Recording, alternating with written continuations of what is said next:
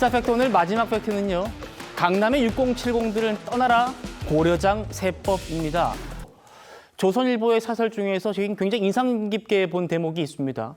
다주택자와 초고가 주택을 겨눈 화살이 고령자와 실수요자를 스치고 결국엔 집 없는 세입자에 꽂힌다면 그건 정책 실패다라는 문장이었는데요. 그래서 오늘은 수입 없는 고령 1주택자 그리고 전월세 세입자 얘기를 집중적으로 해보려고 합니다.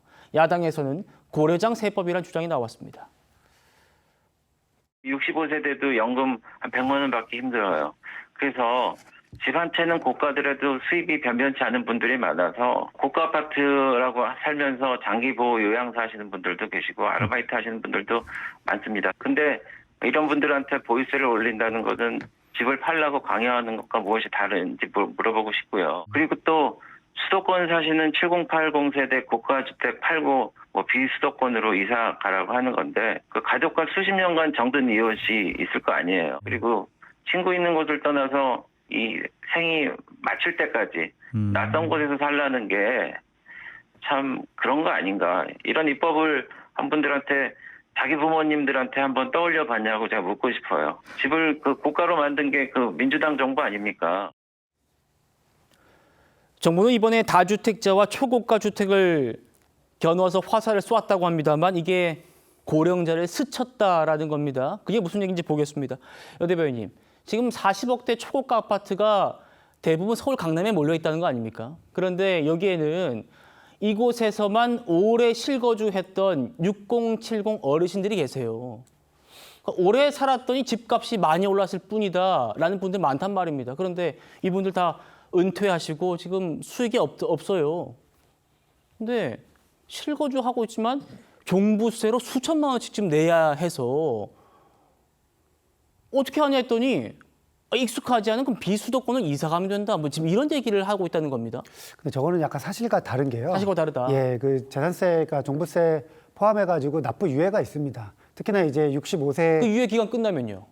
아까 무한 유예되는 겁니다. 오. 네. 그러니까 이게 이제 그 지금도 있고 앞으로도 그 소득 구분 없이 그냥 무조건 유예시키겠다고 정부가 하거든요. 그렇기 때문에 저런 주장은 사실은 맞지 않고, 그러니까 예를 들면 이렇게 비판을 할 수 있을 것 같아요. 뭐 예컨대 어쨌든 납부 유예하지 않고 세금을 내려고 하는 사람들은 그러면 어떻게 해야 되느냐. 뭐 집을 팔아야 되는 수밖에 없을 텐데 그거에 대한 약간 대책이 필요하다고 하면은 필요할 수는 있을 것 같습니다. 근데 이제 지금 정부가 추진하고 있는 방향이 어쨌든 뭐 조세 형평 차원이라는 측면에서 강남에 있는 아파트 중에서도 뭐 그 40억이 넘는 진짜 초고가 아파트 그 경우에 대해서는 뭔가 실효세율을 높일 필요가 있거든요. 예. 거기에 대해서 어쨌든 이게 정권에 분명히 불리하지만 어느 정권이든 누군가는 해야 되는 일이기 때문에 이재명 정부가 그것을 조금 나서서 하는 측면이 없지 않아 있고, 정부도 이 역시 여러 가지 이제 고민도 있을 겁니다.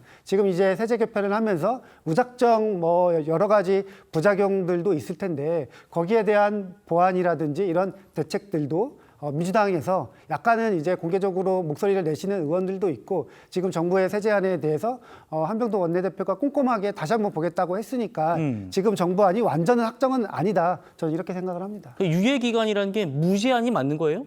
제가 지금도 예. 찾아보니까요. 예. 그러니까 이제 뭐 무제한이 맞습니다. 그래요? 야당에서는 일단 무제한이라고 볼 수도 있지만 실제는 이제 그 포인트가 뭡니까? 상속, 증여, 양도시까지입니다. 어, 근데 저게 무제한이라고 해도 이자가 붙어요. 이자가 붙는다. 그러니까 실제는 무제한이라고 보기 어려운 거죠. 또 하나는 그렇게 계속 쌓여가지고 만약에 더 고가 주택 같은 경우에는 종부세가 극단세율 5%라고 치죠. 10년이면 50%예요.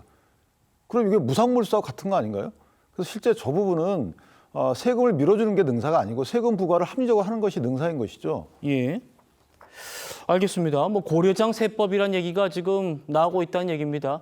그리고 또 하나 있죠. 이번 대책에서 소외됐다는 평가가 나오는 전월세 세입자분들 얘기도 해볼 겁니다. 정부가 비거주 1주택자를 압박할수록 결국 전월세 매물은 감소하거나 부담을 세입자에게 전가시킬 거라는 겁니다. 들어보겠습니다.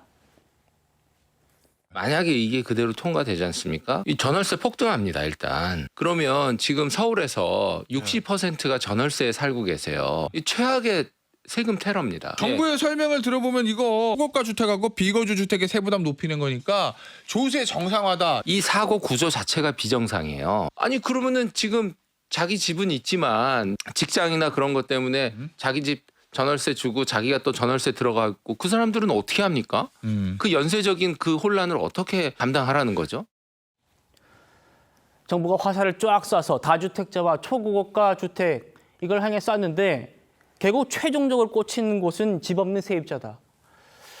이현종 의원님, 네, 이번 대책에서 지금 보면 진짜 집 없는 세입자들에 대한 대책은 빠져 있더라고요. 늘 이래 왔습니다. 사실 문재인 정부 때도 마찬가지고요. 지금 세금이라는 게 예를 들어서 자꾸 이제 돈 많이 가진 분에 대해서 어떤 징벌적 세금을 매긴다 하는데 문제는 그렇게 하면 다 이게 밑으로 흘러요. 즉 그분들이 내지 않고 이렇게 전가가 됩니다. 전가가 된다. 이게 왜냐하면 전세, 월세 문제도 마찬가지입니다. 지금요 직장 때문에 서울에 집 가지고 있으면서 지금 지방에 근무하고 이런 분들도 있고 지금 제가 SNS를 보니까요. 본인들이 이제 어쩔 수 없이 이제 전세를 사시는 분, 그 집에 사시는 분이 막 걱정하는 글이 올라와 있더라고요. 예. 아, 집주인이 이제 자기가 직접 산다 그러면 어디로 가야 되냐.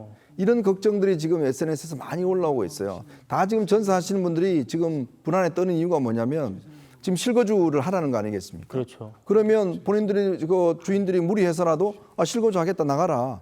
그러면 애 지금 학교 다녀야 되고 직장 다녀야 되고 자 이런 상황에서 또 어디로 가냐? 지금 전세가 없어요.